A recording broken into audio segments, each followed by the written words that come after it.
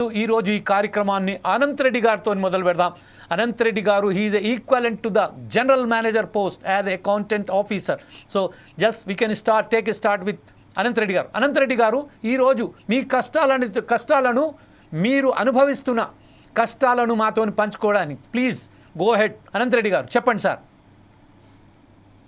ముందుగా RTC retired employees గురించి, వాళ్ళ కష్టాల గురించి వెలుగులోనికి తీసుకురావడానికి ప్రయత్నం చేస్తున్నటువంటి మీ ఫోర్సైట్ టీవీ యాజమాన్యానికి హృదయపూర్వక నమస్కారాలండి. మరియు అలాగే మా రిటైర్డ్ సహోద్యోగులందరూ దీంట్లో చర్చా కార్యక్రమంలో పాల్గొనడానికి వచ్చినందుకు వారికి కూడా నా హృదయపూర్వక నమస్కారాలు.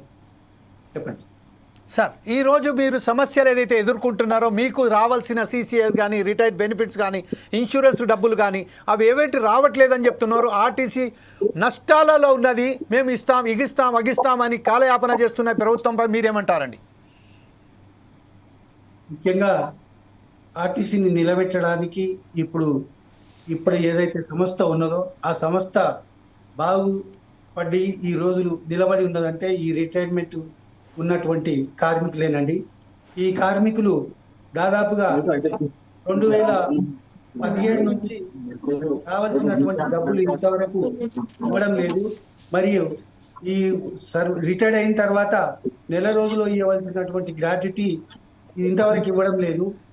లీవ్ ఎన్కాష్మెంట్, టర్మినల్ బెనిఫిట్స్, తదితర బెనిఫిట్స్ కూడా ఇంతవరకు ఇవ్వడం లేదు. మరి రిటైర్డ్ అయ్యి 4 సంవత్సరాలు 5 సంవత్సరాలు అయ్యి కానీ ఇంతవరకు యాజమాన్యానికి చీమ కుట్టినట్లుగా కూడా లేదు. మేము దాచుకున్నటువంటి డబ్బులు, హోల్డ్ చేసుకున్నటువంటి డబ్బులు, పిఎఫ్ ప్రావిడెంట్ ఫండ్ అమౌంట్ కానీ, లేకపోతే సిసిఎస్ లో దాచుకున్నటువంటి అమౌంట్ కానీ ఇంతవరకు సమయానికి ఇవ్వడం లేదు. మరియు ఇదే కాకుండా రిటైర్ అయిన తర్వాత అనంత్ రెడ్డి గారు ఒక్క నిమిషం. మిగతా సభ్యులు తమ ఫోన్లను మ్యూట్ చేసుకోవాలి.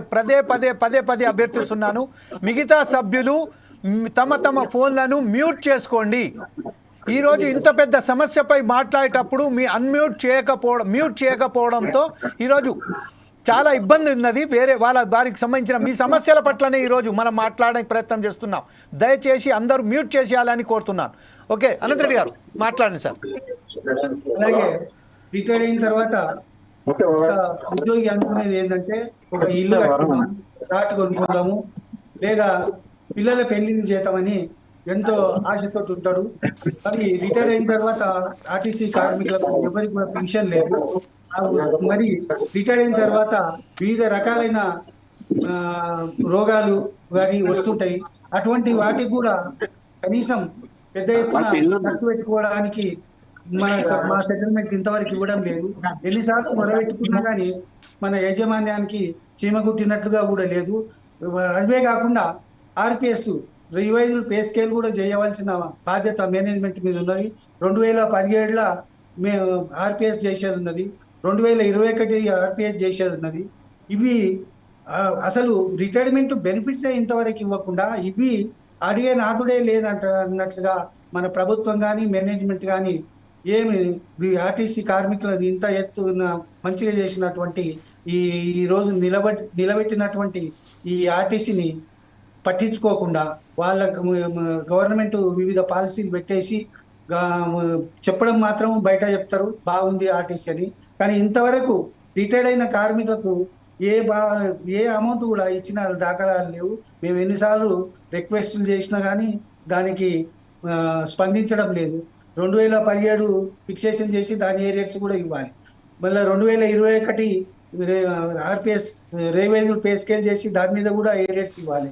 కనీసం ఇవే కాకుండా ఫస్ట్ మాకు వచ్చే డబ్బులు కూడా సర్వీస్లో గ్రాట్యుటీ కానీ, లీవ్ ఎన్కాష్మెంట్ కానీ, టర్మినల్ బెనిఫిట్స్ కానీ, ఆర్పిఎస్ 2013 ఏరియర్స్ కానీ ఇంతవరకు ఎవరికి ఇచ్చిన దాఖలాలు లేవు. కావున మీ యాజమాన్యం ద్వారా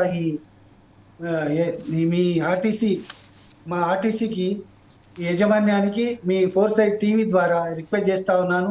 కావున తొందరగా ఇప్పుడైనా దయచేసి మా ఆర్టీసీ కార్మికులకు రావాల్సిన అమౌంట్లు సెటిల్ చేసి వారికి తొందరగా ఇవ్వాలని మీ ద్వారా నేను కోరుకుంటున్నాను. ఇప్పుడు పదవీ విరమణ చేసిన 15,000 మంది ఎవరైతే కార్మికులలో తనకు సంబంధించిన ఎవరైతే ఉన్నారో CCS జమ చేశారు, దానికి సంబంధించిన రావాల్సింది 1,100 కోట్ల రూపాయలు కూడా వీరు అడ్డుకుంటున్నారు. ఈ విషయంపై మీరు ఏమంటారండి?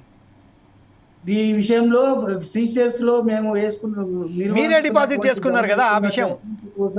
కోర్టుకు కూడా హైకోర్టుకు కూడా వెళ్ళడం జరిగింది. Yes. హైకోర్టులో ఎన్నిసార్లు వీళ్ళు అక్కడికి వచ్చి మేము ఈ 2 నెలల్లో ఇస్తాము, నెల రోజులే ఇస్తామని వాగ్దానం చేస్తారు. కానీ ఇక్కడికి వచ్చి మళ్ళీ మా అమౌంట్లు వాడుకోవడం తప్ప వాళ్ళు చేస్తున్న కృషి మాత్రం పేమెంట్ చేయడానికి ప్రయత్నిస్తున్నట్టు ఏ దాఖలాలు కనబడడం లేదు.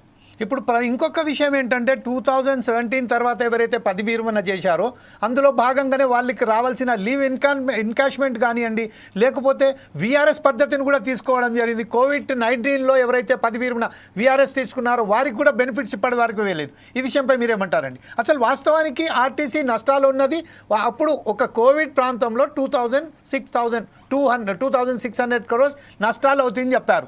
కోవిడ్ తర్వాత ఎప్పుడైతే లాభాల బాటిందో పట్టిన తర్వాత కూడా ఈ గతి చేరడానికి అసలైన కారణాలు ఏంటండి? ఈ RTC కార్మికుల మూలంగా ఈ RTC నష్టాలలో జరగలేదండి. మేనేజ్మెంట్ అవలంబిస్తున్న విధానాల వల్ల, ప్రభుత్వం అవలంబిస్తున్న విధానాల వల్ల ఈ RTC నష్టాల్లో జరిగింది.